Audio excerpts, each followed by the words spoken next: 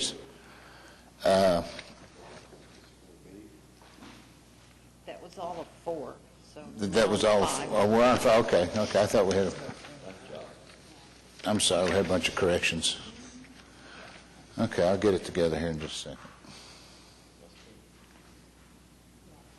Okay, so all these are done. Okay, item 5 is to approve the claims docket. Have a motion and a second on item 5. All in favor? Aye. All opposed? Motion carries. Item 6 is to approve the following applications for service retirement. We have 7 applications this month. Have a motion and a second on item 6. All in favor? All opposed? Motion carries. Item 7 is to receive the report of death, authorize payment of the $5,000 death benefit, and authorize the Secretary to make necessary changes to conform on the following. Motion and a second on item 7. All in favor? All opposed? Motion carries. Item 8 is to receive the report of death, authorize the Secretary to make necessary changes to conform on the following. We have 3 cases. Have a motion and a second on item 8. All in favor? Aye. All opposed? Motion carries. Item 9 is, item 9A is to receive a presentation from Ricky Guyton or his representative concerning his application for a disability and line of duty allowance as permitted under the disability allowance provisions of Section 4106 of the Oklahoma Municipal Code 2010 as amended. Wiley? If Mr. Guyton's not here, it's my recommendation that we retire into executive session to discuss this case. Okay. Have a motion to go to executive session? So moved. Second. All in favor? we have to Roll call vote. No, you're right. Randy Thurman. Craig Freeman. Jim Williamson. Yes. Carla Nichols. Regina Story. Ken Culver. Diana Berry. And Paul Bronson. Yes. It's approved unanimous. Okay.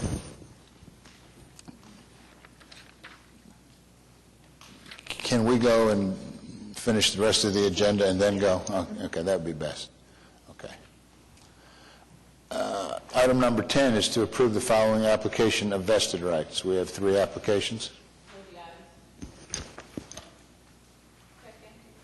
Have a motion and a second on item 10. All in favor? All opposed? Motion carries. Item 11 is to approve the request of the following to terminate vested rights and commence drawing retirement benefits. We have 2 applications. Have a motion and a second on item 11. All in favor? Aye. All opposed? Motion carries. Item 12 is items for individual consideration. Item 12A is the First Amendment to the Investment Advisory Agreement with Times Square Capital Management. Any board members have any questions on that item? Jason? And if there's no questions, we reached out to, we do this with all your managers and other client managers on a regular basis, reaching out to them and pushing on fees to see if there's any room to lower them and making sure that you have the best, most favorable fee, and we were able to negotiate this for you as well as other clients. So it's a savings of about $43,000 per year, and it's retroactive to the first of the year. Excellent. Thank you. I like that. Yeah. I have a motion and a second on item 12A. All in favor? Aye. All opposed? Motion carries. Item 12B is to send notice of intent to redeem portfolio effective June 30th, 2018 to K2 Advisors. So this is the next step in moving to the managed platform with K2, the Mauna Kea platform, also to save expenses ultimately. At the last meeting, Tom Yanish and I presented what that portfolio would look like, the parameters of it, and the underlying funds, and suggested portfolio guidelines. The next step was to have your council review the offering documents for the new fund and make sure that he was comfortable with it. I think in item 3, there was the memo from the city councilor, and Wiley negotiated a side letter agreement that I think addressed a number of the issues that were that he had with the document. So with that, the legal hurdles being overcome, the next step would be to provide your notice of intent to redeem from K2 Overseas Fund. They actually required 90 days notice to get out at the end of the quarter, so we're beyond that for the June quarter. However, we've been in communication with K2 regularly, so they said as long as we get that in like tomorrow, today or tomorrow, you'll be fine for a June 30 redemption. The next step will be to actually complete the subscription, which you don't have to do today, and we'll come back next month with the specific percentages to the underlying funds that we're recommending, because that will be you'll redeem June 30th, money will be paid out sometime in July because there's a lag, and then reinvested in August in the new fund.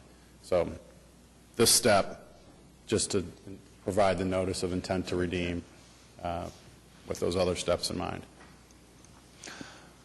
Okay, I need a motion on item 12B. A motion to second on item 12B. All in favor?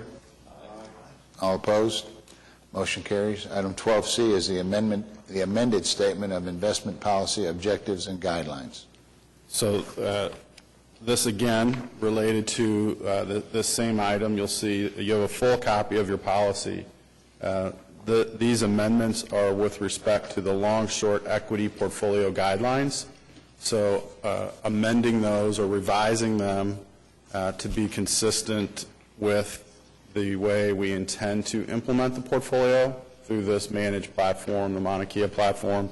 You'll notice that this whole section in the middle, this picture with guidelines on the page, that's new. It's not reflected in red line, but this was from what we presented to you last month, really these portfolio construction guidelines with respect to how much in different market exposure strategies, how many funds, minimum and maximum funds, the minimum dollar amount or dollar allocation per fund and maximum, and then some description as to how much in core or broadly diversified satellite, which might be more niche funds, and how much in emerging managers. So these were the guidelines that we had laid out for you all, and just documenting that here. This is different than how it was written before, because previously the manager had exclusive authority to construct the fund. Now that's going to be in your hands with our guidance, so it's necessary to make these changes to your document. So we would recommend these modifications to address the change in approach for the long-short equity portfolio. Any questions? I have a motion and a second on item 12C. All in favor? All opposed? Motion carries. Item 13 is the investment consultant report. Okay, well, I'll be brief because I think most of you are coming to our educational session across the street at Devon Tower, where one of my partners, Roger Willis, is going to talk a lot about the capital markets and what's going on in portfolio positioning. So I'll just say your portfolio, despite choppy markets, we're seeing the portfolio hold up well, being down less. This is something that we talk about a lot. Portfolio returns and market returns have been very strong the last 9 years. We are experiencing pretty significant volatility in the markets as rates are rising, equities are expensive globally, and we've certainly seen a correction in equity markets and bond repricing as interest rates have gone up. We talk a lot about the protection in your portfolio. We don't necessarily expect to see that work in every month, but over a sustained downturn, we would expect you to have quite a bit of protection. That being said, we did see that within this month. Your portfolio was down 8 basis points net of fees, so essentially flat, where the market or policy benchmark was down about 90 basis points. Year to date, you are actually up 50 basis points net of fees, where the policy benchmark is down 75 basis points. So you're seeing that good protection there. And it's really coming from where we would expect it to come from. The long-short portfolio, which we're talking about, there has been a headwind there. You'll see the long-short equity is down 40 basis points. Well, we're showing that versus the HFRI strategic, but really in your policy index, we compare that to the S&P or the ACWI, which is down 76 basis points, so you're getting protection there. But also your active managers have done a good job, really in large cap, in tech. That is just a fallout of the strategy. That's really held up well in the last year and certainly over the last quarter. So your large cap on a one-year basis has outperformed the S&P by 141 basis points. If you're looking in that middle column, U.S. large cap equity on page 2, up 15.4 versus the S&P up 13.9. And for the month, you can see in a down market, you really outperformed by almost 100 basis points in the month. International equity overall, this is the combination of Lazard and Harding Loevner, really additive, about 700 basis points of outperformance on a one-year basis. Again, in the near term where markets have been down, you've got positive returns. So the year-to-date, 3 months performance of 1.86% versus the EFI down 141, so 320 basis points of outperformance in the down market where you're actually positive. You might recall Lazard, they had a tough time in the fourth quarter of 2016, right after the U.S. election. U.S. financials rallied. European financials rallied as well for no apparent reason on just because of U.S. regulation changing. They were significantly underweight to European financials, which hurt their relative results. That has changed quite a bit, and they're about 600 basis points over on a year-to-date, on a one-year basis.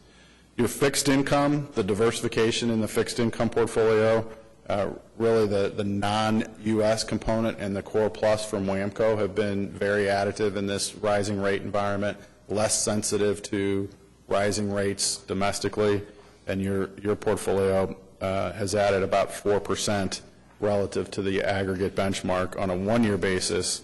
And then 3 months when bond prices have gone down, the ag is negative 1.5%. Your bond portfolio overall is positive 30 basis points, so holding up well. And finally, the real estate has done well also. This is a combination of all of your real estate managers, but really led by the Morgan Stanley Fund, which has done quite nicely over the last year, up 9.8%. Commodities actually have had a positive run for a short period of time, up 7.5%, adding to that relative return. So we're really seeing the benefit of the active management. The more defensive strategies in your portfolio have provided that defense in this choppy market environment over the first couple of months of the year, and so longer term the results look attractive. So with that, I'll reserve additional comments for my associates that hopefully most of you will be able to come see at 11 o'clock. Yeah.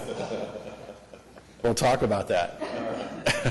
I'll leave that for Roger and Lori. Okay. Thank you, sir. Thank you. Item number 14 is comments from board, staff, and citizens. Hearing none, we will adjourn to executive session. Recess.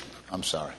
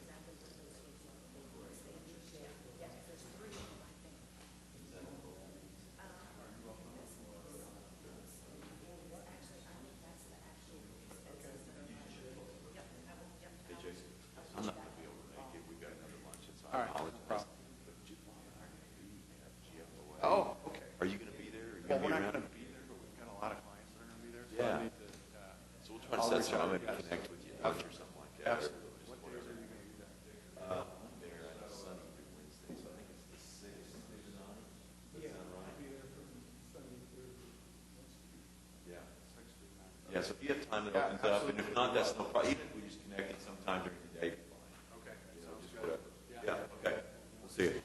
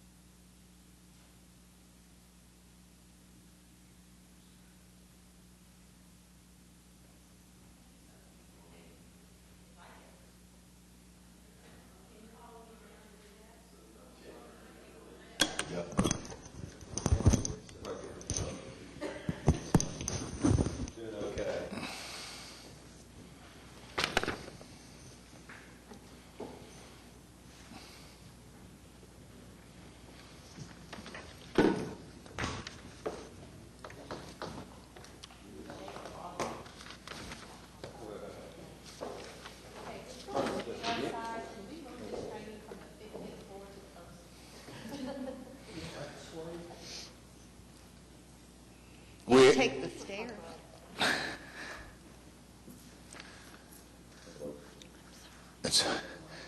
We have returned from executive session, and the board will entertain a motion on item 12C.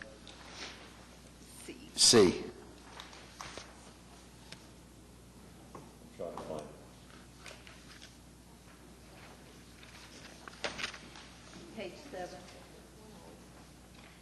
I'm sorry, it's item 9C. I'm sorry. I failed Roman numerals. So I make a motion that we amend the item to reflect that it is a disability in the line of duty, and that we approve the benefit as recommended, as calculated in the item. That was the toughest motion ever made. I will second that motion. I have a motion and a second on item 9C. All in favor? Aye. All opposed? Motion carries. Item number 15 is adjournment. We are adjourned at 10:39. See everybody over at Devon.